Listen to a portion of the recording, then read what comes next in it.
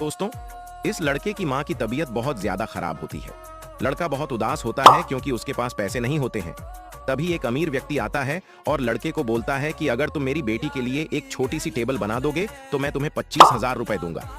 फिर क्या था, लड़का बहुत मेहनत से टेबल बनाने लगता है। लेकिन उसे देखने से पहले दोस्तों, आज इस प्यारी सी माँ के लिए वीडियो को लाइक करके चैनल को सब्सक्राइब कर देना और कमेंट में आई लव यू मॉम जरूर लिखना। लास्ट में लड़के ने बेहद खूबसूरत टेबल बना दिया, जिसे देखकर मालिक खुश हो जाता है और लड़की को 25,000 रुपए दे देता है।